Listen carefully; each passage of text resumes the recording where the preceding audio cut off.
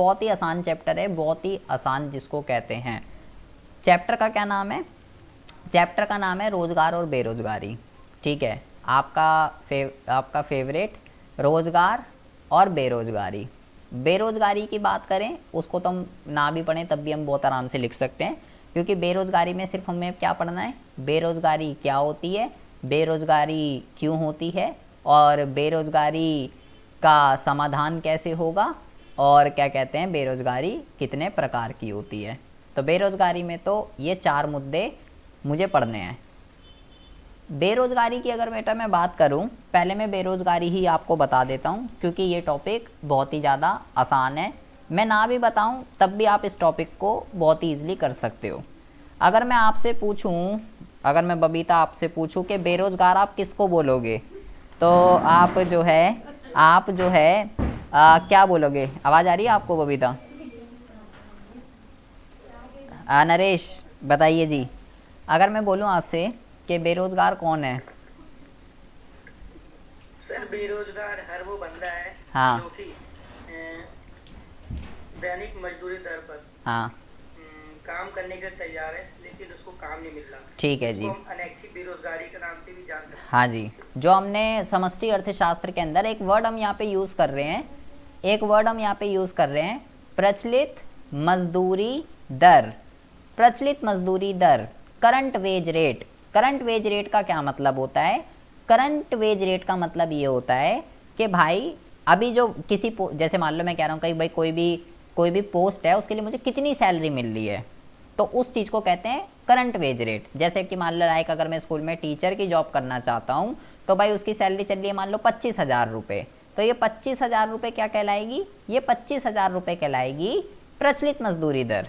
अब अगर मैं एक बंदा हूँ, मैं जो है इस 25,000 पे किसी भी पोस्ट के लिए जितनी सैलरी मिलने के लिए तैयार है, मैं रेडी हूँ इस 25,000 में काम करने के लिए। ठीक है, मैं रेडी हूँ काम करने के लिए, मेरे अंदर स्किल है, फिजिकली मेंटली सब कुछ ओके है, लेकिन जब मुझे काम नहीं मिल पा रहा, फिर भी एक ऐसा व्यक्ति जो प्रचलित मजदूरी दर पर काम करने के लिए तैयार है, परंतु फिर भी उसको काम नहीं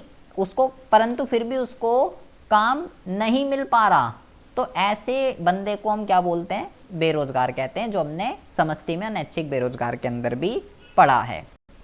अच्छा, ये तो हो गया कि बेरोजगार कौन है या बेरोजगारी क्या होती है।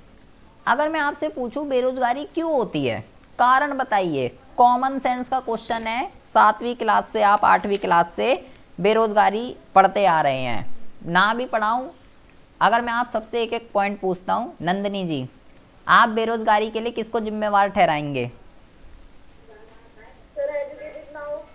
किसका? एजुकेशन को? अच्छा जी, हाँ ठीक है जी, एक मिनट पहले हम इसको लिख देते हैं। तो इसको हम लिखते हैं यहाँ पे पॉइंट, अगर इसका हम बनाएं तो हम इसको लिखेंगे अकुशल शिक्षा व्यवस्था।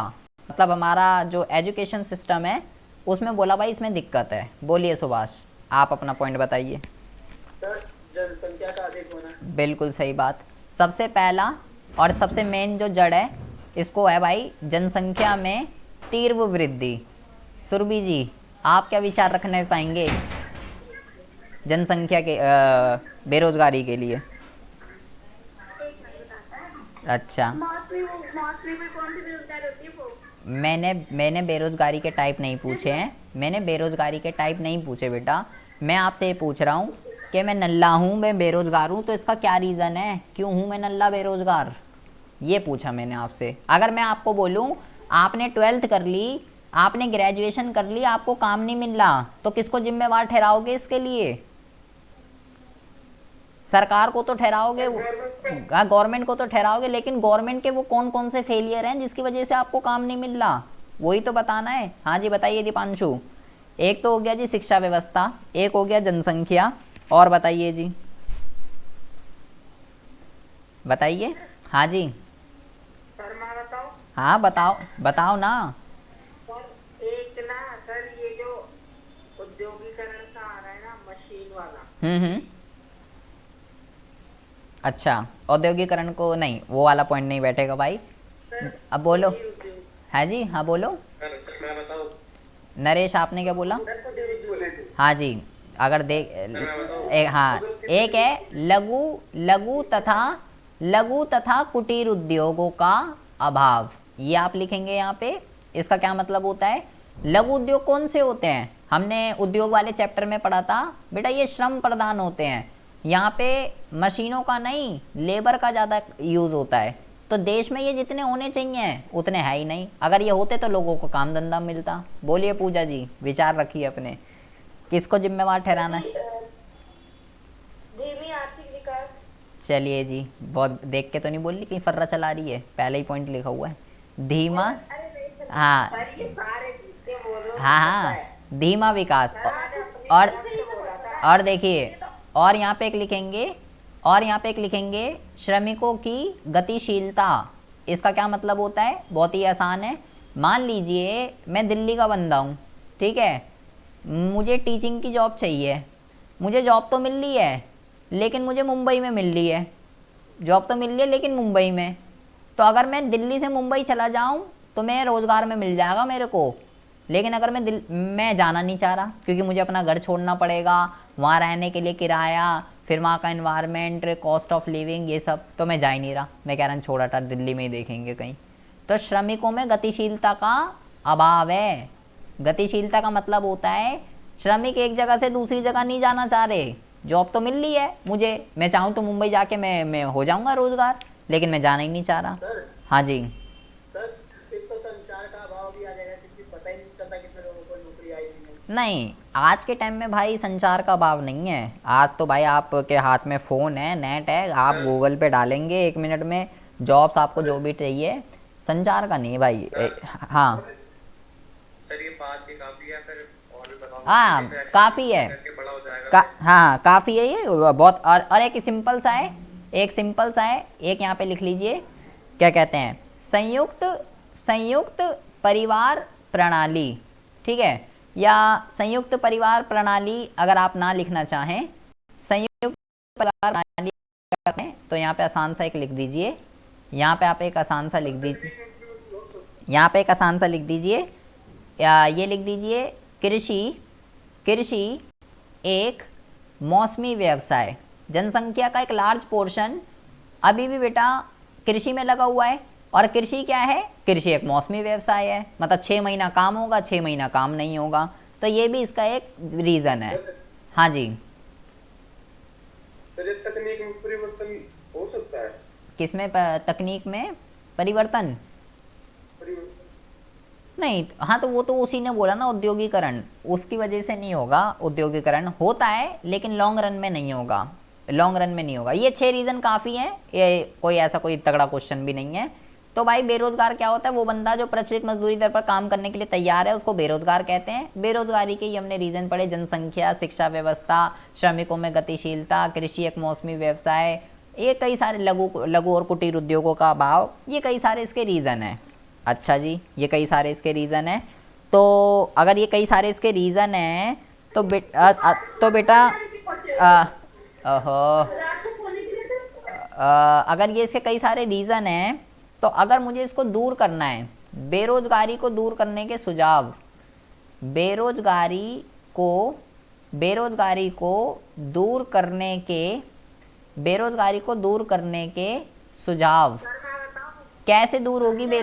देखो देखो, सुनो ये टॉपिक सुनो, एक बस मेरी बात सुन लीजिए। ये टॉपिक इतना आसान है, अगर आपको कारण पता है ना बेरोजगारी क्यों हुई, अभी हम ऊपर पढ़ के आए हैं, तो सिंपल सी बात है बेटा, उन कारणों को दूर करूंगा तो ही तो बेरोजगारी दूर होगी। जो जो ऊपर लिखा था ना उसको उल्टा कर दीजिए बस। जैसे कि पहला लिख दीजिए शिक्षा प्रणाली में सुधार। अबे भाई शिक्षा में दिक्कत है ना, तो शिक्षा प्रणाली में क्या कर दीजिए? सुधार कर दीजिए। दूसरा लिखा था जनसंख्या में तीव्र वृद्धि, तो उसमें क्या लिख दीजिए? उसमें लिख दीजिए आप जनसंख्या पर नियंत्रण। उल्टा कर दीजिए बस, आपका काम जो है बन जाएगा। तीसरे में आप क्या लिखेंगे? तीसरे में हमने कारण में देखिए क्या लिखा, हमने लिखा लघु और कुटीर उद्योगों का अभाव, तो आप यहाँ पे लिख दीजिए लघु तथा कुटीर उद्योगों का विकास करना चाहिए आपको। फोर्थ पॉइंट में मैंने क्या लिखा था? धीमा विकास, तो मुझे क्या करना चाहिए, आर्थिक विकास में मुझे तेजी लानी चाहिए। आर्थिक विकास में मुझे क्या करना चाहिए, आर्थिक विकास में मेरे को तेजी लानी चाहिए। इसके अलावा बेटा 5वें में हमने क्या लिखा था, 5वें में लिखा था श्रमिकों में गतिशीलता का अभाव। तो हमें जो है कुछ ऐसा करना पड़ेगा कि जिससे श्रमिकों के अंदर जो है बेटा क्या है, श्रमिकों में जो है गतिशीलता आए। ठीक है जी, श्रमिकों में गतिशीलता आए। और लास्ट में क्या लिखा था, कृषि एक मौसमी व्यवसाय, वो इतना अच्छा पॉइंट नहीं है, मतलब वो बेरोजगारी के कारण में तो ठीक है। सुझाव में क्या लिखेंगे, सुझाव में ये देखिए, सुझाव में लिखेंगे अबे मुझे लोगों को बेरोजगारी कैसे दूर होगी, बेरोजगारी कैसे दूर होगी, जब लोगों को काम धंधा मिलेगा। लोगों को काम धंधा कैसे मिलेगा, जब नए नए उद्योगों खुलेंगे बेटा। तो आप यहाँ पे लिखिए, यहाँ पे आप लिखिए अधिक बचत व निवेश। एक जब आप बुक से पढ़ेंगे तो एक पॉइंट है बेरोजगारी का, कम बचत व निवेश। भाई जब लोग बेरोजगार हैं तो लोगों के पास पैसे नहीं हैं। देखिए बेटा बहुत ज़्यादा ध्यान से सुनेंगे, जब लोग बेरोजगार हैं तो लोगों के पास पैसे नहीं है, आय नहीं है। और जब लोगों के पास आय नहीं है तो लोग सेविंग नहीं कर रहे, और जब लोग सेविंग ही नहीं कर रहे, सेविंग ही कन्वर्ट होती है निवेश में। तो जब पैसे नहीं है तो बचत भी नहीं है, बचत नहीं है तो निवेश नहीं है, निवेश नहीं है तो उद्योग नहीं है, और उद्योग नहीं है तो काम नहीं है, तो बेरोजगारी है, तो बेरोजगारी ज़्यादा है। ये चक्र इस तरीके से चल रहा है। और बेरोजगारी क्यों है, क्योंकि पैसे नहीं है। फिर से वही चक्र शुरू हो जाएगा फिर से। तो भाई अगर कम बचत और निवेश है इसलिए बेरोजगारी है, उसको दूर करने के लिए अधिक बचत और निवेश करना पड़ेगा। तो बेरोजगारी कैसे दूर होगी, सिंपल सा रीजन है, जो ऊपर हमने कारण पढ़े उसका उल्टा कर दीजिए, आपका बेरोजगारी बन जाएगा। है ना कितना मजेदार। और सुनिए, ये तो नॉर्मल, ये तो जो रीजन है इसको करना पड़ेगा। इसके अलावा बेटा ध्यान से सुनेंगे, इसके अलावा जो सरकार है ना, सरकार क्या करती है, कई सारे कार्यक्रम लेकर आती है जिससे लोगों को क्या मिलता है, जिससे लोगों को रोजगार मिलता है। तो वो जो कार्यक्रम है वो बेटा हमने निर्धनता, वो कार्यक्रम निर्धनता वाले चैप्टर में है। बट वो चैप्टर्स जो हैं, वो निर्धनता वाला चैप्टर जो है वो बेटा डिलीट हो चुका है। ठीक है, वो चैप्टर तो डिलीट हो चुका है। तो अभी कार्यक्रम पे मुझे कोई क्वेश्चन आएगा नहीं कि किसी कार्यक्रम के बारे में बताइए, लेकिन पॉइंट ये भी है कि सरकार कई सारे ऐसे कार्यक्रम लाती है, जैसे कि एक कार्यक्रम बहुत ही फेमस है, इसको मनरेगा कहते हैं, जो कि क्या करता है, जो कि ग्रामीण क्षेत्रों के अंदर लोगों को क्या करता है, 100 दिन का गारंटी रोजगार जो है उपलब्ध कराता है, कि 100 दिन का आपको गारंटी रोजगार मिलेगा ही मिलेगा। ये बहुत फेमस है, 2005 में जो है ये आया था। तो ऐसे ही कई सारे प्रोग्राम हैं जो सरकार लेकर आती है जिससे लोगों को काम धंधा मिलता है। सरकार जो कार्यक्रम लाती है बेटा उससे लोगों को काम धंधा मिलता है, काम धंधा मिलता है तो लोगों के पास पैसे आते हैं, लोगों के पास पैसे आते हैं तो बेटा निर्धनता भी दूर होती है और वो बेरोजगार से रोजगार की कैटेगरी के अंदर आ जाता है। तो 7th पॉइंट में आप सुधार में ये भी लिख सकते हो कि सरकार को नए नए रोजगार कार्यक्रम जो हैं उसको लॉन्च करना चाहिए। जैसे कि आप लिख सकते हो, जैसे सरकार का एक कार्यक्रम है कि मनरेगा जो लोगों को 100 दिन का गारंटी रोजगार देता है, और अभी कार्यक्रम से कोई भी क्वेश्चन नहीं आएगा, सारे कार्यक्रम निर्धनता वाले चैप्टर में थे और निर्धनता जो है पूरा डिलीट हो चुका है। तो आपको बस इतना ही यहाँ पे समझना है। सर ये अर्थव्यवस्था के निम्न संतुलन का कारण है। ठीक है जी, हाँ जी। अब देखिए तो हमें बेरोजगारी में क्या, हाँ जी बोलिए बेटा। श्रमिकों में गतिशीलता का मतलब है, मैंने बोला मैं दिल्ली में रहता हूँ, मुझे टीचिंग की जॉब चाहिए, तो मुझे दिल्ली में तो नहीं मिल रही, मुझे मुंबई में मिल रही है जॉब टीचिंग की, तो मैं नहीं जा रहा। मैं क्यों नहीं जा रहा, क्योंकि मुझे अपना घर छोड़ना पड़ेगा और फिर वहाँ पे किराए पे रहना पड़ेगा, फिर वहाँ का रहन सहन पूरा अपना अलग करना पड़ेगा। तो मैं भाई इतना कहाँ से होगा, कैसे होगा, इसलिए मैंने छोड़ हटा, दिल्ली में ही देखूँगा। तो मैं चाहता तो मुंबई में जाके मेरी जॉब लग सकती थी, लेकिन मैं नहीं जा रहा। तो बेरोजगारी क्या है ये हमने पढ़ लिया, उसके कारण क्या है ये हमने पढ़ लिया, उसका समाधान कैसे होगा ये हमने पढ़ लिया। हलवा क्वेश्चन है, ना भी पढ़ते तब भी आप इसको बना के लिख सकते थे। हाँ जी सर, इनको पॉइंट्स पे एक्सप्लेन करके आना है। हाँ भाई, बिना एक्सप्लेन करके आना है, बिना एक्सप्लेनेशन कोई नंबर, आपको ऐसे पॉइंट नहीं लिख के आने हैं, इसके अंदर एक्सप्लेनेशन लिख के आते हैं हमेशा। तुमने बार बार यही क्वेश्चन पूछते हो, सिर्फ पॉइंट लिख दोगे आपके नंबर कट जाएंगे।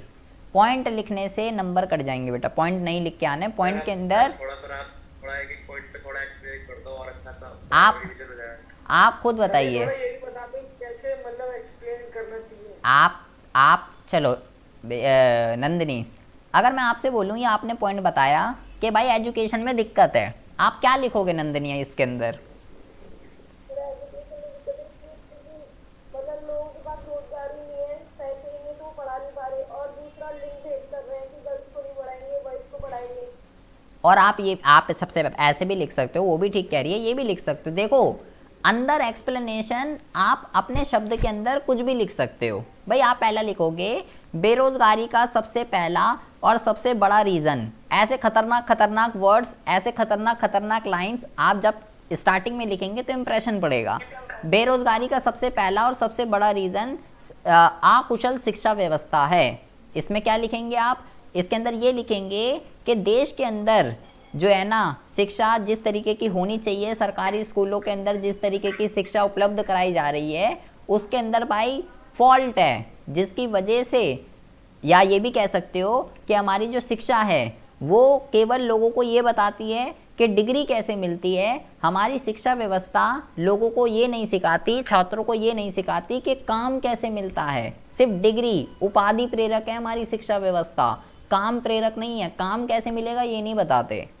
जनसंख्या में तीव्र वृद्धि में क्या लिखोगे? ये बेरोजगारी का दूसरा सबसे बड़ा रीजन है। जनसंख्या में तीव्र वृद्धि आज भारत के सामने एक बाधा बन गई है। ऐसे ऐसे वर्ड लिखिए इकोनॉमिक्स के अंदर। जनसंख्या में तीव्र वृद्धि के कारण वस्तुओं और सेवाओं की उपलब्धता प्रति व्यक्ति जो है वो कम हो चुकी है। बस दो दो तीन तीन लाइन अपने शब्दों में। लघु और कुटीर उद्योगों का देश के अंदर अभाव है। ये श्रम प्रदान होते हैं, जितने ये होने चाहिए देश के अंदर उतने ये उपलब्ध नहीं है। ये लोगों को अधिक से अधिक रोजगार देते हैं, परंतु भारत के अंदर इन उद्योगों का अभाव है। सेम एज इट इज श्रमिकों में गतिशीलता, धीमा आर्थिक विकास। अंदर एक्सप्लेनेशन अपने शब्दों में जैसा आप चाहो वैसा लिख सकते हो। अब देखिए जी, अब आते हैं इसके प्रकार के बारे में। इसके जो प्रकार हैं ये भी आप 10th क्लास से पढ़ते ही आ रहे हैं। ऐसे कोई खास इसके अंदर प्रकार जो हैं वो नहीं है। कुछ फेमस हैं वो आप देख लीजिए। जैसे कि इसके प्रकारों को हम दो जगह कैटेगराइज कर सकते हैं कि ग्रामीण क्षेत्रों में बेसिकली किस तरीके की बेरोजगारी देखने के लिए मिलती है और शहरी क्षेत्रों में बेसिकली किस तरीके की बेरोजगारी देखने के लिए मिलती है। ग्रामीण की अगर हम बात करते हैं तो यहाँ पे अदृश्य बेरोजगारी, इसको आप प्रछन्न भी कह सकते हो और इसको आप छिपी हुई बेरोजगारी भी कह सकते हो। और दूसरी जो बेरोजगारी होती है इसको हम कहते हैं मौसमी बेरोजगारी।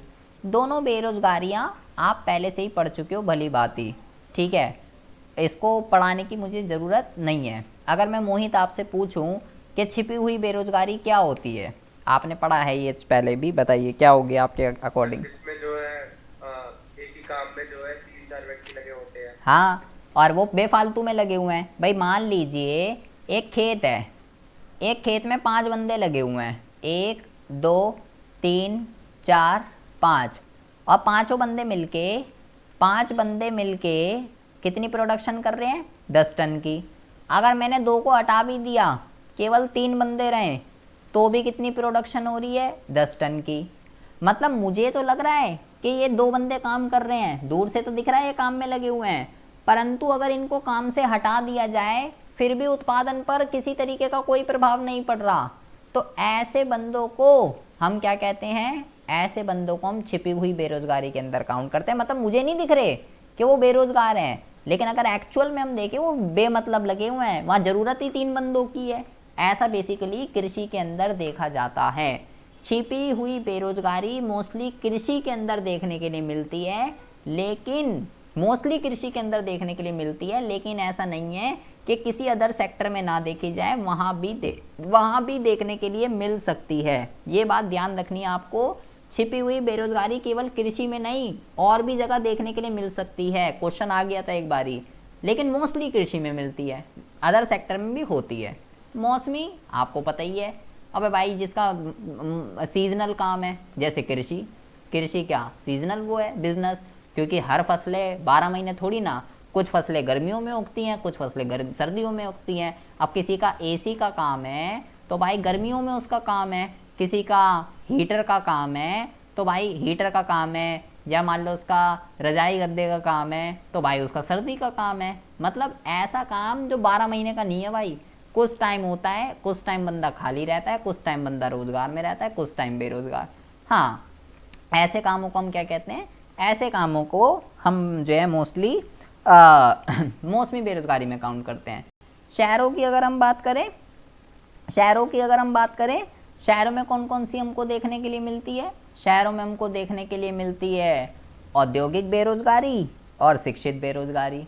तो शिक्षित बेरोजगारी तो आप भली भांति परिचित हैं कि शिक्षित बेरोजगारी किसको कहते हैं, कि भाई जब अच्छा खासा पढ़ा लिखा बंदा है लेकिन फिर भी उसको जो है काम नहीं मिल पा रहा। क्यों नहीं मिल पा रहा? क्योंकि हर साल लाखों स्टूडेंट्स पढ़ के निकलते हैं, 12th पास, ग्रेजुएट, मास्टर, लेकिन जिस दर से शिक्षा में वृद्धि हुई है ना, उस दर से रोजगार में वृद्धि नहीं हो रही है, जिसकी वजह से पढ़े लिखे लोग क्या हो रहे हैं, बेरोजगार घूम रहे हैं। तो क्या इसका रीज़न है? शिक्षा में हमने बहुत ज़्यादा विस्तार कर लिया है, शिक्षा प्रणाली में डिग्री प्रेरक है, रोजगार में उतनी वृद्धि नहीं हुई जितनी की शिक्षा में हो चुकी है, ये इसके रीज़न है। औद्योगिक क्या होती है? शिक्षित बेरोजगारी। शिक्षित बेरोजगारी के क्या क्या रीज़न है? सबसे पहला रीज़न ये है शिक्षित बेरोजगारी का कि भाई रोजगार में जो वृद्धि है ना, रोजगार में जो वृद्धि है वो जो है रोजगार में जो वृद्धि है ना वो उतनी नहीं हो पाई है जितनी हमने अपनी शिक्षा में सुधार कर लिया। रोजगार में जो वृद्धि है वो कम है, और शिक्षा व्यवस्था का, शिक्षा का जो विकास है ना, शिक्षा का विकास वो हमने कुछ ज़्यादा ही कर लिया है, जिसकी वजह से क्या होता है, जिसकी वजह से हर साल लाखों करोड़ों बच्चे जो हैं वो क्या होते हैं, पढ़े लिखे अनपढ़ रह जाते हैं। और क्या इसका रीज़न है शिक्षा का? और इसका ये रीज़न है कि जो हमारी शिक्षा है ना, शिक्षा, इस डिग्री को कहते हैं उपाधि प्रेरक। जो मैंने अभी आपको बोला कि हमारा एजुकेशन सिस्टम हमें सिर्फ आपको ये बताता है कि डिग्री कैसे मिलती है, काम कैसे मिलता है, ये हमारा एजुकेशन सिस्टम हमको नहीं सिखाता।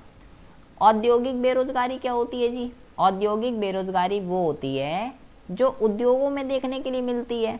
उद्योग कहाँ होते हैं? उद्योग होते हैं जी द्वितीय क्षेत्र के अंदर होते हैं उद्योग। और कहाँ पे होते हैं?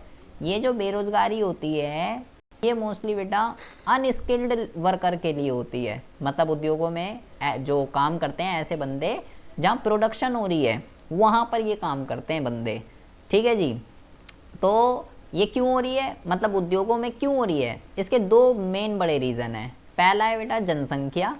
भाई जनसंख्या ही इतनी ज़्यादा हो चुकी है कि उद्योगों में जितने लेबर चाहिए, लोगों में उद्योगों में जितनी लेबर चाहिए, जनसंख्या इतनी ज़्यादा हो चुकी है कि हमारे पास उससे डबल मात्रा में अवेलेबल है। कहाँ से लाएं इतनी जॉब? इतने उद्योग ही नहीं है, उद्योगों का अभाव है। और दूसरा जो है वो है शहरीकरण। ये इसके दो सबसे बड़े मेन रीज़न है। शहरीकरण का मतलब क्या होता है? जब कृषि में काम खत्म हो जाता है, जब लोग कृषि में मौसमी व्यवसाय है, तो जब कृषि में काम खत्म हो जाता है ना, तो लोग कहाँ से आ जाते हैं? लोग गांव से शहर की तरफ आ जाते हैं कि चलो जी अब शहरों में काम मिलेगा। शहर वाले तो पहले ही नल्ले थे और गांव से शहर की तरफ और आ गए, तो और ले भाई। तो पहले ही काम नहीं था, जो शहर में रहते थे उनको काम नहीं मिल रहा था, और लोग गांव से शहर की तरफ और आ गए कि शहरों में काम मिलेगा, जिसको शहरीकरण कहते हैं। शहरीकरण का मतलब होता है लोग शहरों में कितने रह रहे हैं, तो कहाँ से मिलेगा भाई? उद्योग ही नहीं है शहरों के अंदर। जनसंख्या इतनी ज़्यादा हो चुकी है, शहरीकरण इतना ज़्यादा हो रहा है कि उद्योगों में जितने मजदूर चाहिए, अकुशल लेबर कहते हैं इसको, जितनी लेबर चाहिए उतनी उपलब्धि नहीं है, कहाँ से लेकर आएंगे? ये कुछ ऐसे थे जो शहरी में मिलते हैं। और एक टाइप आता है इसका सामान्य। सामान्य का मतलब क्या होता है? सामान्य का मतलब होता है बेटा जो गांव और शहर दोनों में ही देखने के लिए मिलती है। ऐसी बेरोजगारियां जो गांव और शहर दोनों में देखने के लिए मिलती है। तो सामान्य बेरोजगारी जरा देखिए, ये बहुत ही ज़्यादा इम्पॉर्टेंट है, भले ही जो ऊपर पढ़ा वो आए या ना आए। इसमें से 3 टाइप तो हम इसके पहले ही पढ़ चुके हैं। सबसे पहला जो होता है इसको हम कहते हैं संरचनात्मक बेरोजगारी, समष्टि में पढ़ चुके हैं। दूसरा जो होता है इसको हम कहते हैं संघर्षात्मक, दूसरा जो होता है इसको हम कहते हैं, क्या लिख दिया है मैंने, दूसरा जो होता है इसको हम कहते हैं संघर्षात्मक बेरोजगारी, संघर्षात्मक बेरोजगारी। तीसरा जो होता है इसको हम कहते हैं चक्रीय बेरोजगारी। बेटा ये 3 तो आपने हाँ करवा रखा है, हाँ आप रोजगार बढ़ा दोगे। हाँ, मैं बस एक बारी थोड़ा वो बता दूं कि होता क्या है, क्योंकि ये बेटा 3 इंपॉर्टेंट है, ये आ जाते हैं, ठीक है। और एक होती है दृश्य और एक होती है अदृश्य। ये बस एक बारी देख लीजिए ये क्या है। ये ऐसी है जो हर जगह देखने के लिए मिलती है। पहले हम जरा बात कर लेते हैं संरचनात्मक बेरोजगारी की। ऐसी बेरोजगारी जो तकनीकी की वजह से होती है, टेक्नोलॉजी चेंज हो गई, बंदे बेरोजगार हो गए। जैसे कि कंप्यूटर आया, कंप्यूटर जब आया था लाखों लोग बेरोजगार हो गए। तो ऐसी बेरोजगारी किस वजह से हुई? टेक्नोलॉजी चेंज हुई। जब लोग बिना कंप्यूटर के काम करते थे, कंप्यूटर आया, लोग कंप्यूटर का विरोध क्यों कर रहे थे? क्योंकि उनको सीखना पड़ेगा। जिनने सीख लिया उनको काम मिल गया, जिन्होंने नहीं सीखा वो भाई बेरोजगार हो गए। संघर्षात्मक हम क्या पढ़ते हैं? संघर्षात्मक हम पढ़ते हैं कि भाई जब लोग अपना काम बदलते हैं, काम बदलते हैं। जैसे मैंने आज अगर जॉब छोड़ दी, तो भाई आज अगर मैंने जॉब छोड़ दी, कल ही नौकरी थोड़ी ना मिल जाएगी। हमने वहाँ पे समष्टि में पढ़ा था कि भाई नौकरी और छोकरी दोनों इतनी आसानी से नहीं मिलती। आज बड़ी सोच समझ के ब्रेकअप करना पड़ता है और बड़ी सोच समझ के जो है जॉब छोड़नी पड़ती है। आज छोड़नी तब सही रहती है अगर रिजर्व में रखी हुई है तो ठीक है, वरना तो अगले दिन तो कुछ ना मिलने का। नरेश तो बड़ी बड़ी गौर से एप्लीकेबल करता है इस बात को। तो आपको जो है अगर मैंने काम छोड़ दिया, मैंने आज जॉब छोड़ दी, आज 4 दिसंबर को मैंने जॉब छोड़ दी, तो मेरे को 5 दिसंबर को जॉब थोड़ी ना मिल जाएगी भाई। अब जाऊंगा इंटरव्यू दूंगा तब जाके कहीं नौकरी लगेगी। पता चला मेरी 10 दिसंबर को मेरी जॉब लगी, तो 6 दिन तो मैं नल्ला रहा ना। तो वो उस बेरोजगारी को क्या बोलते हैं? संघर्षात्मक। या हमने पढ़ा था कि जो फीमेल्स होती हैं, जो महिलाएं होती हैं, जब उनकी शादी हो जाती है तो ऐसे थोड़ी अगले दिन ही जॉब पे चली जाती हैं। 2-3 महीने बाद जो है वो सोचते हैं चल अब 2-3 महीने बाद से ही कंटिन्यू करेंगे। या जब प्रेग्नेंट हो जाती हैं तब तो छोड़ना ही पड़ता है जॉब। तो चक्रीय बेरोजगारी में क्या होता है? चक्रीय बेरोजगारी में हमने पढ़ा था एक होता है बिजनेस साइकिल, इसको हम कहते थे बूम पीरियड, इसको हम कहते थे डिप्रेशन। बूम पीरियड का मतलब होता है तेजी काल, और डिप्रेशन का मतलब होता है मंदी काल। बंदी नहीं है। तो ये क्या होता है? जैसे लॉकडाउन से पहले हम यहाँ पे थे, सब बढ़िया चल रहा था, जिंदगी मजे में चल रही थी। तेजी काल में मांग ज़्यादा होती है, सब आर्थिक क्रियाएं सब सही चल रही होती हैं देश के अंदर। लेकिन फिर जिंदगी में कीटाणु आ गया, देश में लॉकडाउन लग गया, अर्थव्यवस्था ठप होती गई, नीचे आ गई। यहाँ पर ये एक ऐसा टाइम पीरियड जब पूरा भारत ही बंद हो गया, सब कुछ ठप, डिमांड कम हो जाती है, बेरोजगारी अर्थव्यवस्था में फैल जाती है। क्यों हुआ? अर्थव्यवस्था में कुछ भी सरकमटेंसेस हो सकती हैं जिसकी वजह से सारी आर्थिक क्रियाएं ठप हो जाती हैं।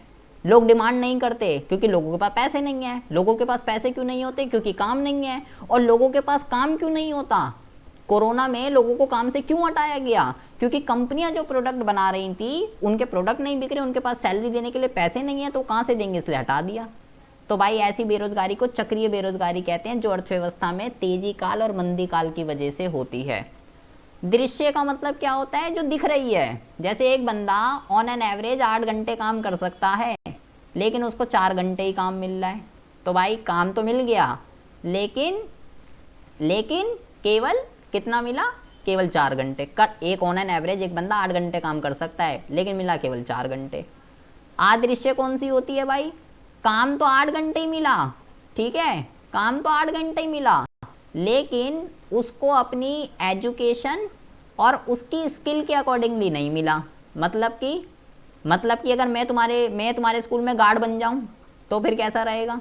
मतलब एक मास्टर किया हुआ बंदा गार्ड की नौकरी कर रहा है, पियोन की नौकरी कर रहा है, तो फिर उसकी स्किल, उसकी एजुकेशन के अकॉर्डिंगली वो उसकी प्रोफाइल नहीं है। अब तो मजबूरी में करना पड़ रहा है। जैसे बहुत सारे आप देखते हो इंजीनियर क्या करते हैं, जब इंजीनियरिंग में जॉब नहीं मिल रही बैठ के कॉलिंग करने लग जाते हैं। कहीं तो मिले जॉब, तो वो क्या होता है, वो होती है अदृश्य। काम तो मिल गया, अपनी प्रोफाइल में नहीं मिला, उसको कहते हैं अदृश्य।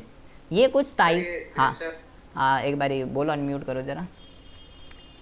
दृश्य, दृश्य और दृश्य पेपर में कैसे लिखकर आएंगे? दृश्य बेरोजगारी एक ऐसी बेरोजगारी होती है जिसमें व्यक्ति को जितने घंटे काम मिलना चाहिए उससे कम घंटे काम मिलता है, उसको दृश्य कहते हैं। और अदृश्य बेरोजगारी एक ऐसी स्थिति होती है जिसमें व्यक्ति को जो है ना अपनी योग्यता के अनुसार काम नहीं मिलता, उसको अदृश्य बेरोजगारी कहते हैं। ये आप तेजी काल वाला एक बार है जी, तेजी काल वाला बूम बूम बूम बूम। तेजी काल का मतलब, बूम है। तेजी काल का मतलब होता है जब अर्थव्यवस्था में सब कुछ सही चल रहा होता है। जैसे पहला लॉकडाउन कब लगा था, 23 तारीख को, 23 मार्च को। तो 22 मार्च तक सब कुछ बढ़िया चल रहा था, ज़िंदगी मज़े में चल रही थी। किसको पता था ज़िंदगी में कोई कीटाणु आ जाएगा, लेकिन फिर कीटाणु आया, सब भारत बंद हो गया, सारे उद्योग बंद हो गए, सारी व्यावसायिक क्रियाएँ सब कुछ बंद हो गई, जिससे अर्थव्यवस्था नीचे आ गई, डिप्रेशन में। तेजी काल में सबको रोज़गार मिला हुआ होता है, लोगों के पास पैसे होते हैं, सब डिमांड कर रहे होते हैं। लेकिन मंदी काल में लोगों के काम धंधे अड़ जाते हैं, लोगों के पास पैसा नहीं होता, लोग डिमांड नहीं कर रहे होते। अभी जो आपने पोर्शन पढ़ा है वो पूरा बेरोजगारी का पढ़ा है, ठीक है जी। अब ज़रा बहुत ही ज़्यादा ध्यान से सुनेंगे बेटा, 8 वर्ड आपको समझने हैं, 8 वर्ड आपको समझने हैं, ठीक है। हाँ सोनू, यही पढ़ने वाले हैं भाई। 8 वर्ड आपको समझने हैं, बहुत ही ज़्यादा ध्यान से सुनेंगे और ये चैप्टर आपका जो है कंप्लीट हो जाएगा। ये 8 वर्ड बेटा इस चैप्टर से यही आना है, तो इन 8 वर्डों को बहुत ही ज़्यादा ध्यान से समझेंगे। सबसे पहले आपको जो वर्ड समझना है, सबसे पहले आपको जो वर्ड समझना है वो है भाई श्रमिक। लेबर जो है आप किसको बोलेंगे, तो आप बोलेंगे कोई भी ऐसा बंदा, कोई भी ऐसा बंदा जो जीविका के लिए किसी ना किसी रोजगार में लगा है। कोई भी ऐसा बंदा जो जीविका के लिए किसी ना किसी रोजगार में, किसी ना किसी रोजगार में लगा है, तो उसको मैं क्या बोलूँगा, उसको मैं बोलूँगा वो वर्कर है। कोई भी ऐसा बंदा जो भाई अपना जीविका मतलब क्या, जीविका मतलब जीवन जीने के लिए। अब जीवन जीना है तो कुछ ना कहीं तो काम धंधा तो करना पड़ेगा ना, जिससे पैसे आए तो मैं रोटी वगैरह खा पाऊँगा। तो रोटी खाने के लिए बंदा अगर किसी ना किसी काम में लगा हुआ है तो वो बंदा लेबर कहलाता है, श्रमिक। श्रमिक जितने भी टाइप के होते हैं ना, उसको मैं 2 जगह विभाजित कर सकती हूँ। कौन कौन से? पहले जो श्रमिक होते हैं उसको हम कहते हैं स्वनियोजित श्रमिक कह लीजिए बेटा, या मजदूर कह लीजिए, एक ही चीज़ होती है। सबसे पहली बात तो पहले होते हैं स्वनियोजित श्रमिक या मजदूर, एक ही चीज़ होती है, ठीक है जी। और दूसरे जो होते हैं उसको हम कहते हैं भाड़े के मजदूर, भाड़े के मजदूर। 1 नंबर का क्वेश्चन बेटा अब जो हम पढ़ रहे हैं, 1 नंबर का क्वेश्चन गारंटीड है, आना ही आना है। तो टाइप ऑफ लेबर, लेबर कितने तरीके की होती है इसको ध्यान से समझेंगे, क्योंकि 1 नंबर का क्वेश्चन इस पे आना ही आना है, ठीक है जी। स्वनियोजित मजदूर, आप बोलेंगे बेटा स्वनियोजित मजदूर एक ऐसे मजदूर होते हैं, कौन से मजदूर होते हैं, जो अपना व्यवसाय करते हैं, जो अपना व्यवसाय करते हैं, जो दूसरों के लिए काम नहीं करते, खुद का काम है उसका। कुछ भी काम हो, चाहे जूता बना रहा है, जूस बेच रहा है, कुछ भी कर रहा है, अपना काम है उसका, दूसरों के अंडर में काम नहीं कर रहा। खुद का क्या है, जैसा भी काम हो, भुट्टे बेच रहा है वो, चाहे ठीक है, नाई की दुकान है, कुछ भी कर रहा है, उसका अपना काम होना चाहिए। जो अपना व्यवसाय करते हैं, जो दूसरों के लिए काम नहीं करते, जो दूसरों के लिए काम नहीं करते, वो क्या कहलाते हैं बेटा, वो कहलाते हैं स्वनियोजित मजदूर। फिर आएगा भाई भाड़े के मजदूर कौन होते हैं, सिंपल सी बात है, भाड़े के मजदूर वो होते हैं, भाड़े के मजदूर वो होते हैं जो दूसरों के लिए काम करते हैं, जिनका खुद का बिजनेस, खुद का काम नहीं होता, जो दूसरों के लिए काम करते हैं, वो भाड़े के टट्टू होते हैं। जो अपना काम होता है जिनका, वो भाई उसके होते हैं। तो अगर मैं आपसे अब मैं आपसे नरेश पूछूं, मुझे कौन सी कैटेगरी में रखोगे नरेश? सर जी स्वनियोजित। स्वनियोजित। और जो स्कूल का टीचर है उसको कौन सी कैटेगरी में रखोगे? सर भाड़े के मजदूर। अब तो मैं मुद्दा बहुत आराम से क्लियर में आ गया समझ में। अच्छा, उसको उस कैटेगरी में क्यों रख रहे हो और मुझे इस कैटेगरी में क्यों रख रहे हो? क्योंकि सर आप हमें पढ़ा रहे हो, किसी के द्वारा नहीं पढ़ा रहे, ठीक है। हाँ। लेकिन जो टीचर है वो प्रिंसिपल के अंडर बैठा के पढ़ा रहे हैं। अब उसको जाके कल ये मत बोल देना कि तू बाड़े का टट्टू है। और ये जो भाड़े के मजदूर होते हैं ना, इसमें भी दो तरीके के बंदे होते हैं। भाड़े के तो हैं, तो भाड़े के भी दो तरीके के बंदे हाँ जी। सर मैं ना अब मुद्दा मिल गया, कोई टीचर ज्यादा नुकसान करे तो साले दूसरे भाड़े के टट्टू। देख इसको क्या का साले, इंटरनल मेरे को ही लेना है तेरा, बाय बाय, मैं बताता हूँ तेरे से मिलता हूँ मैं। और ये जो भाड़े के होते हैं अभी दो। हाँ जी। सर मैं अब तीसरी वाली को ही बोल सकता हूँ। अच्छा, अब देखिए जी, उसके बाद आता है ये भाड़े के भी दो तरीके के होते हैं। एक होते हैं अनियमित और एक होते हैं नियमित। अनियमित का मतलब क्या होता है?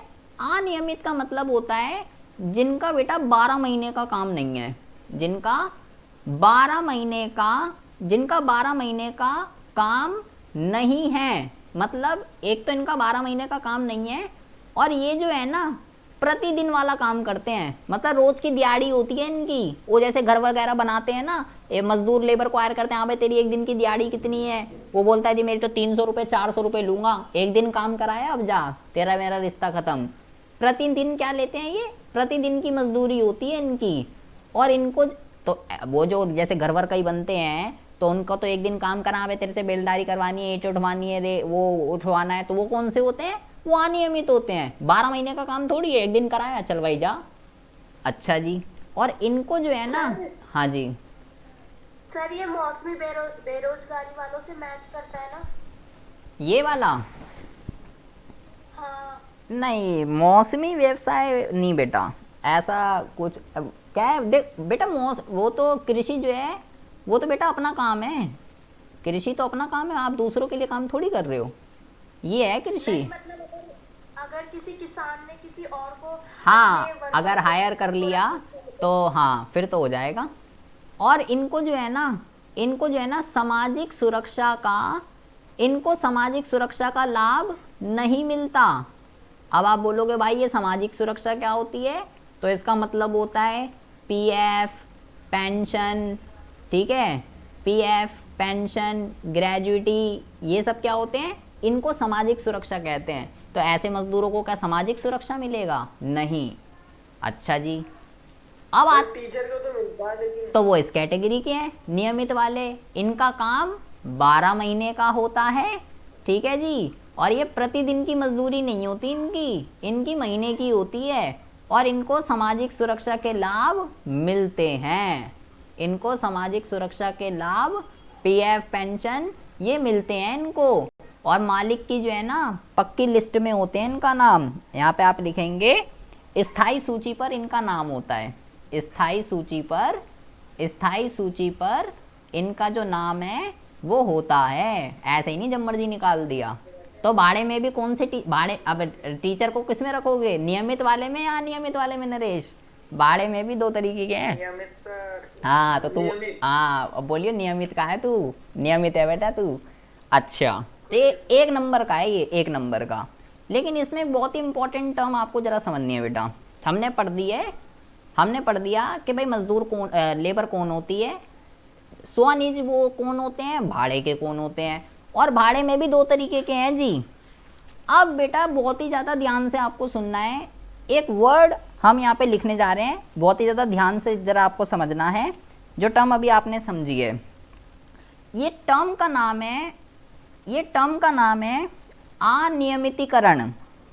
ये बहुत ही ज़्यादा इंपॉर्टेंट है, इसको ज़रा ध्यान से समझेंगे। अगर आपको ऊपर की रामायण कथा समझ में आ चुकी है तो ये अब आपको बहुत ही आराम से समझ में आ जाएगा। अनियमितीकरण ये क्या होता है?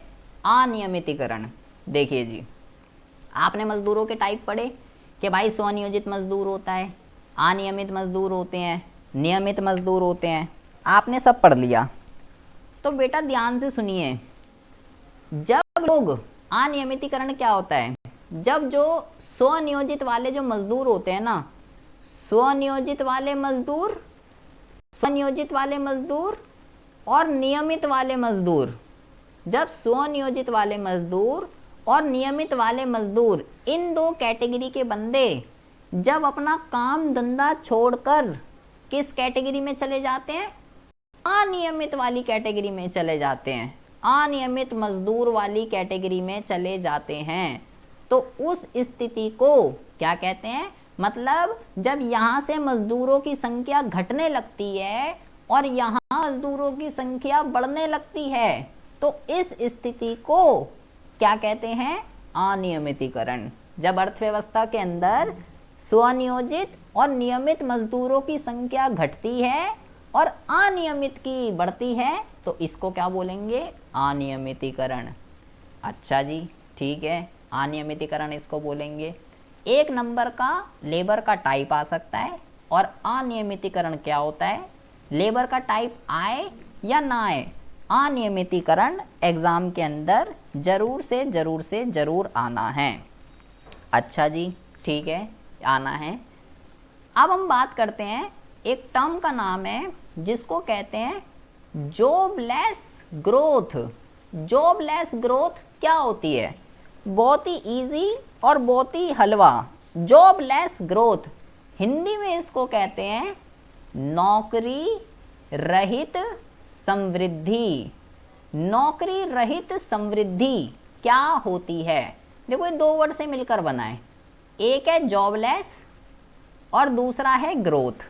इसका मतलब क्या है भाई, इसका मतलब है कि देश के अंदर ग्रोथ तो हो रही है, देश के अंदर ग्रोथ तो हो रही है, और जॉबलेस का मतलब क्या होता है, नौकरियां नहीं है, नौकरी नहीं है, देश में नौकरी नहीं है लेकिन ग्रोथ हो रही है देश की। ऐसी स्थिति को क्या बोलते हैं, नौकरी रहित समृद्धि। अब आप बोलोगे भाई ये क्या कह रहा है, देश की ग्रोथ हो रही है और भाई नौकरी नहीं है। ये होता है जी इस तरीके से, हर सरकार अपनी जीडीपी को बढ़ाने के लिए आती है कि कैसे भी भाई मेरी जीडीपी बढ़े। अच्छा जी, ठीक है, कैसे बढ़ा सकती है जी, दो तरीके होते हैं जी जीडीपी को बढ़ाने के लिए, बहुत ही ज़्यादा ध्यान से सुनेंगे। या तो बेटा उसको उद्योगों का विकास करना पड़ेगा, नए नए उद्योग लगाने पड़ेंगे, सिंपल सी बात है, और अपनी जीडीपी बढ़ा ले। अब ज़्यादा से ज़्यादा उद्योग होंगे तो ज़्यादा से ज़्यादा प्रोडक्शन होगी, जीडीपी बढ़ेगी। या उसके पास एक दूसरा विकल्प होता है कि अपनी तकनीक में परिवर्तन करे, अपनी टेक्नोलॉजी में चेंज करे। इन दोनों तरीकों से अच्छी अच्छी नई नई टेक्नोलॉजी लेकर आ जाए, जापान में जैसी यूज़ होती है, अमेरिका में जैसी यूज़ होती है, चीन में जैसी यूज़ होती है, ऐसी लेकर आए। इन दोनों से जीडीपी बढ़ सकती है। इससे क्या होगा, इससे भी जीडीपी बढ़ सकती है, इससे क्या होगा, इससे भी जीडीपी बढ़ सकती है।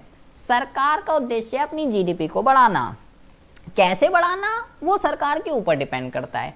अगर इससे बढ़ाएगी ना तो क्या होगा, लोगों को रोजगार मिलेगा, नए नए उद्योग खुलेंगे तो रोजगार मिलेगा, रोजगार मिलेगा तो लोगों के पास पैसे आएंगे, तो निर्धनता जो है वो भी दूर हो जाएगी, ये भी दूर हो जाएगी। और अगर इससे बढ़ाएगी, नई नई टेक्नोलॉजी लेकर आएगी, इससे क्या होगा, अब उल्टा इससे तो और बेरोजगारी फैलेगी। नई नई टेक्नोलॉजी आ रही है, 50 वाली मशीन 10 बंदों का काम अकेले कर रही है, जैसे कंप्यूटर आ गया।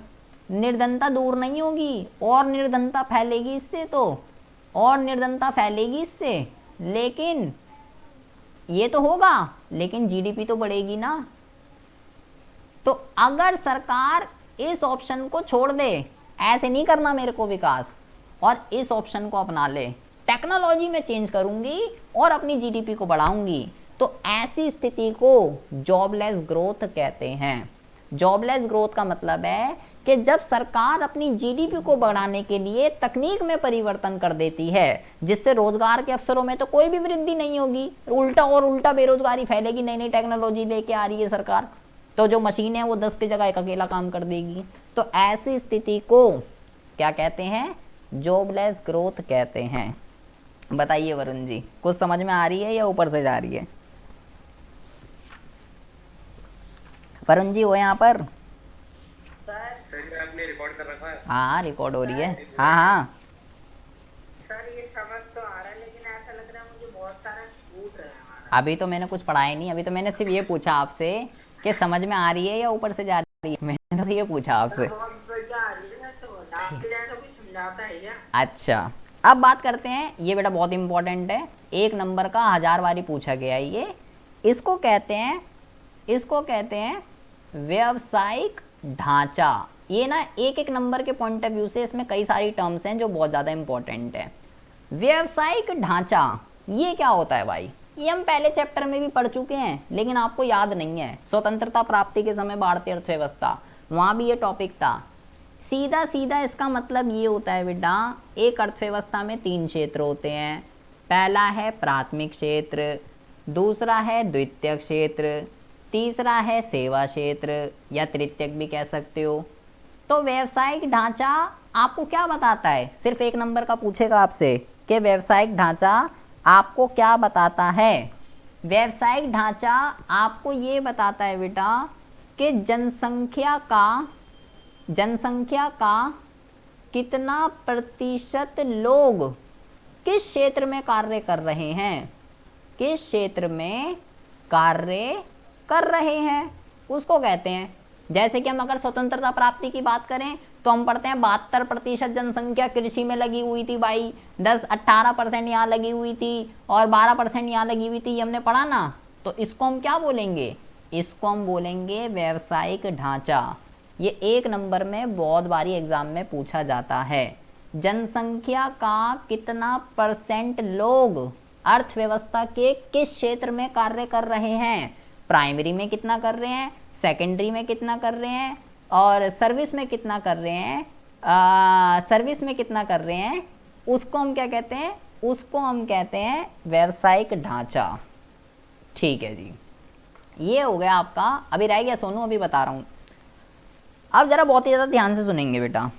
अभी तक हमने ठीक है रामायण कथा तो पढ़ ली, लेकिन अब हम जो है 4 मोस्ट इम्पॉर्टेंट वर्ड के ऊपर बात करने वाले हैं। 4 सबसे मोस्ट इम्पॉर्टेंट वर्ड। सबसे पहला जो मुद्दा है इसको हम कहते हैं कि श्रम की आपूर्ति जो है ये क्या होती है। श्रम की आपूर्ति कह लीजिए या श्रम की पूर्ति कह लीजिए। आपूर्ति और पूर्ति दोनों एक ही चीज़ें होती हैं। इसको ज़रा ध्यान से समझेंगे, इसका क्या मतलब होता है। इसका मतलब ये होता है कि भाई ध्यान से सुनेंगे, श्रम की आपूर्ति का क्या मतलब होता है। मान लीजिए बेटा, ध्यान से सुनेंगे, श्रम की आपूर्ति को सुनेंगे। मान लीजिए अभी आप मेरे से 1 घंटा क्लास लेते हैं और आप मुझे फीस देते हैं 100 रुपये। मतलब कि मैं 1 घंटा 100 रुपये में 1 घंटा अपनी सर्विस देने के लिए तैयार हूँ, 1 घंटा आपको पढ़ाने के लिए तैयार हूँ। लेकिन अब आप कह रहे हो सर पेपर आ रहे हैं, 1 घंटा नहीं 2 घंटे क्लास लो हमारी तो, और आप कह रहे हो रोज ही क्लास ले लो हफ्ते में, अभी तो 3 दिन होती है, आप कह रहे हो और रोज लो क्लास। तो मैं कह रहा हूँ भाई ऐसा है, बात ऐसी है, गर्ज ऐसी है, और ऐसा है, सबसे बड़ा पैसा है जो मेरे पास नहीं है, तुम दोगे तो अब फीस हो गई 200 रुपये, 2 घंटे पढ़ाऊँगा।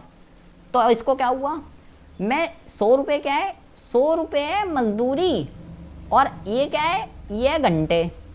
अच्छा जी, मैं अपनी सेवा 1 घंटे 100 रुपये में देने के लिए तैयार था, लेकिन आप कह रहे हो जी 2 घंटे पढ़ा।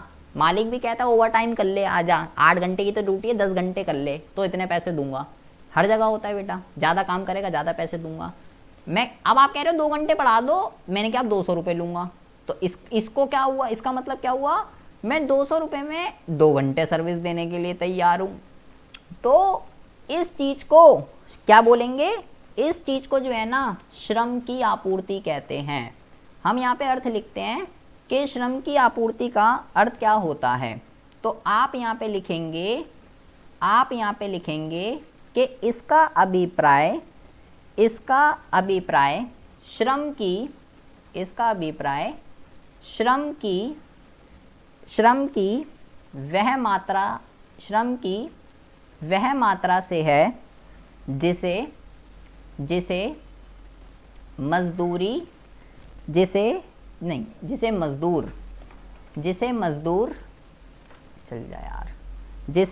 मजदूर एक विशेष मजदूरी दर पर, वे मजदूर एक विशेष मजदूरी दर पर, एक विशेष मजदूरी दर पर स्वेच्छापूर्वक अर्पित करते हैं, अर्पित करते हैं।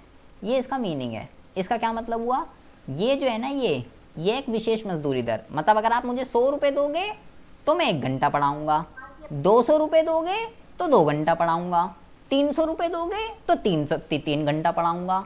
अपनी एक पर्टिकुलर वेज रेट पे एक लेबर कितने घंटे काम करने के लिए तैयार है। जैसे कि एक मैं कहीं जॉब करता हूँ, 8 घंटे काम करूँगा तो मान लो मेरे को 12,000 रुपये देता है वो। अब वो कह रहा है 10 घंटे काम कर ले, तेरे को मैं 15,000 रुपये दूंगा। तो अगर मैं कह रहा चल ठीक है कर लूँगा, तो इसको क्या बोलूँगा, पहले मैं 12,000 में 8 घंटे काम करता था और अब मैं 15,000 में 10 घंटे काम करता हूँ। तो 15,000 में ये एक विशेष मजदूरी दर है, उसमें मैं 10 घंटे अपनी मर्जी से काम करने के लिए रेडी हूँ। उसको मैं बोलूँगा बेटा, उसको मैं बोलूँगा श्रम की आपूर्ति। ये बात आपको जो है ये बात आपको जो है ध्यान से समझनी है। अच्छा जी, इसको कहते हैं श्रम की आपूर्ति।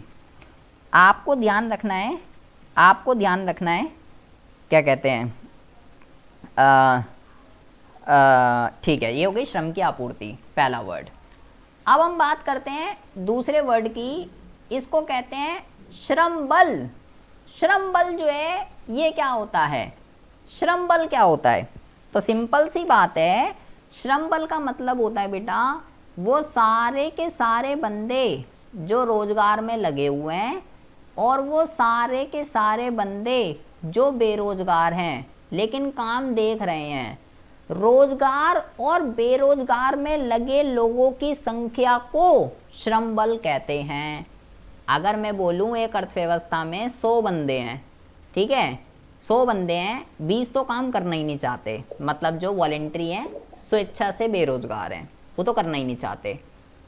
बचे कितने, 80 में से 50 काम कर रहे हैं, ये रोजगार में लगे हुए हैं, ठीक है, और 30 जो हैं वो बेरोजगार हैं, ठीक बा। तो श्रम बल कितना होगा, रोजगार में कितने लगे हुए हैं, 50 बंदे, बेरोजगार कितने हैं, 30 बंदे। तो अर्थव्यवस्था का जो श्रम बल होगा वो होगा 80 मजदूर। श्रम बल के अंदर जो बंदे काम कर रहे हैं वो भी और जो काम नहीं कर रहे वो भी, लेकिन काम ढूंढ रहे हैं, दोनों को ऐड किया जाता है श्रम बल के अंदर। अच्छा ठीक है भाई। तीसरा जो वर्ड होता है उसको हम कहते हैं कार्यबल। कार्यबल का क्या मतलब होता है, जो वास्तव में काम कर रहे हैं, जो ऐसे व्यक्ति जो वास्तव में काम कर रहे हैं, जो वास्तव में काम कर रहे हैं, उसको बोलूँगा कार्यबल।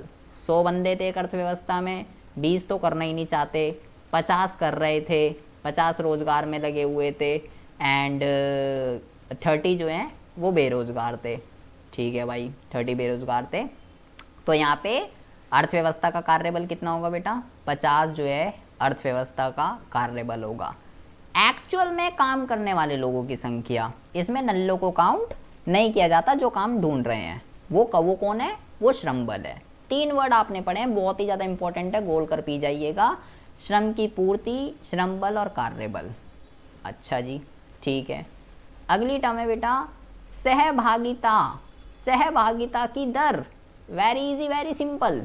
सहभागिता की दर हम कहते हैं, सहभागिता की दर, कितने बंदे काम कर रहे थे बेटा, 50 बंदे काम कर रहे थे, और टोटल जनसंख्या कितनी थी देश की, 100 इस वाले उदाहरण में।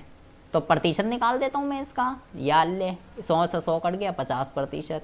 तो सहभागिता का जो फॉर्मूला होता है ये होता है बेटा कार्यबल डिवाइडेड बाय कुल जनसंख्या और मल्टीप्लाई 100। मतलब अर्थव्यवस्था में कितने प्रतिशत लोग एक्चुअल में वर्क कर रहे हैं, वो सहभागिता की दर है भाई। और अगर मैं बेरोजगारी निकालना चाहूँ, बेरोजगारी की दर कितनी है, अगर मैं बेरोजगारी की दर निकालना चाहूँ तो 30 बंदे नल्ले थे, टोटल 100 हैं, इंटू में 100, 100 से 100 कट गया 30%। तो बेरोजगारी की दर का क्या फॉर्मूला है? बेरोजगार व्यक्तियों की संख्या, बेरोजगार अपॉन में कुल जनसंख्या, बेरोजगार अपॉन में कुल जनसंख्या इंटू में 100।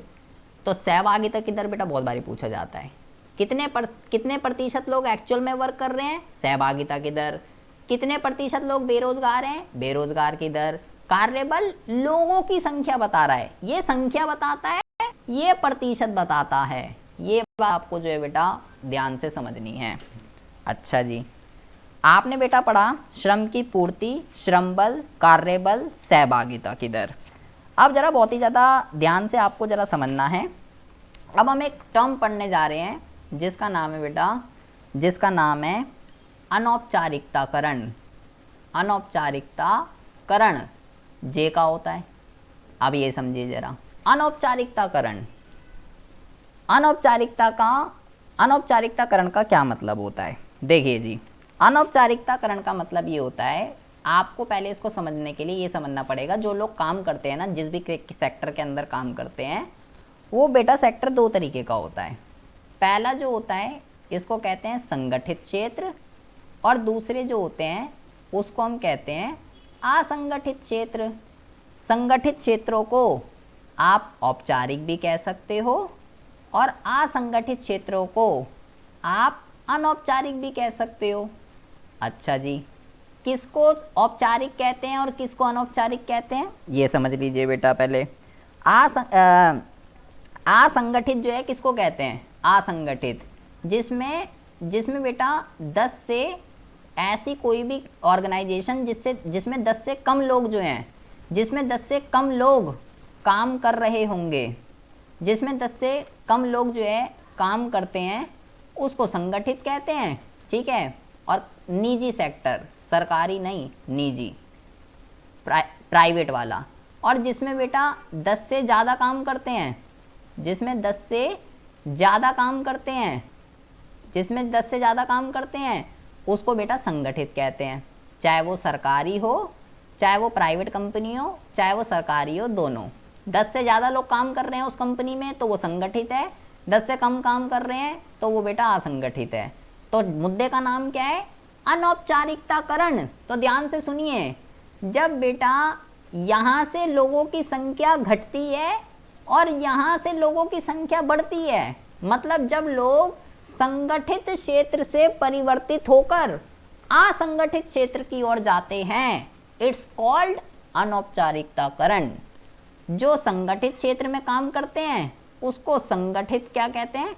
उसको संगठित मजदूर कहते हैं। जो असंगठित में काम करते हैं उसको बेटा क्या कहते हैं? उसको जो है असंगठित मजदूर जो है कहते हैं। अगर डिफरेंस आ जाए कि संगठित क्षेत्र या असंगठित क्षेत्र क्या होता है, भाई डिफरेंस बता। औपचारिक क्षेत्र या अनौपचारिक क्षेत्र क्या होता है, या संगठित मजदूर या असंगठित मजदूर क्या होता है, तो आप लिख सकते हैं।